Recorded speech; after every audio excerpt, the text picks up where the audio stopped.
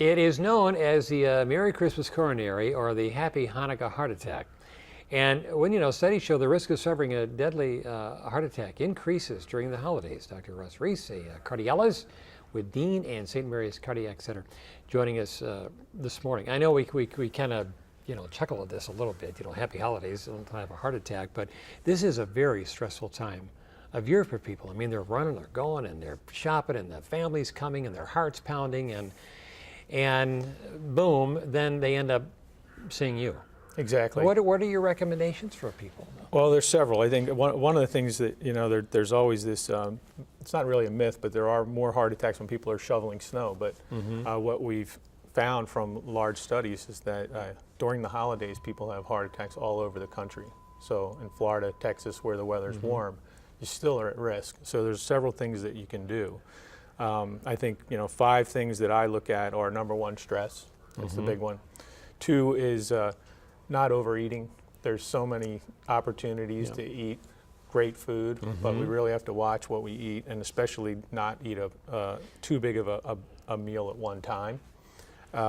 Drinking is another one. We should, we tend to overdrink during the holidays, alcohol, and pace ourselves, and maybe not drink as much, and not drink every night if there's several parties to go to.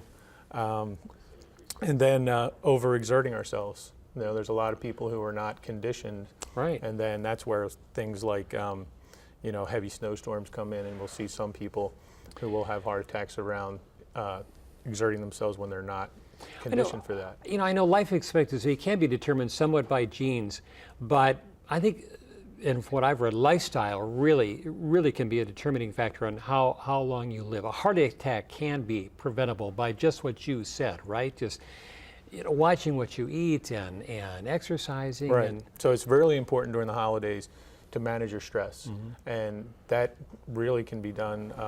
The first steps to take are to get enough sleep and keep your exercise program going. In fact, if you don't have an exercise program, the holidays are a great time to start, and that drops off for a lot of people. So exercise and sleeping are a big one. And it doesn't necessarily mean going out and running a marathon. I mean, you can just take a half-hour walk around your neighborhood or to the park or something, right? Absolutely. Just get out and get some exercise.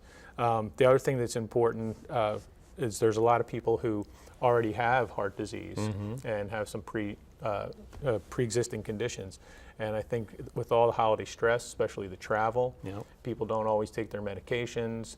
Their days are long, and those people in particular have to be careful. And I think one of the tips for them is to not ignore early warning signs.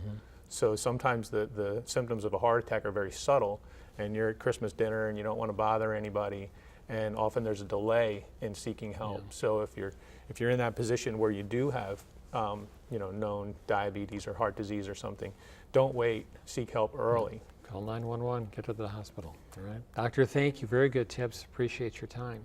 All right. Happy holidays to you. Thanks. Too. Same to you. It's good to be here. We'll be right back.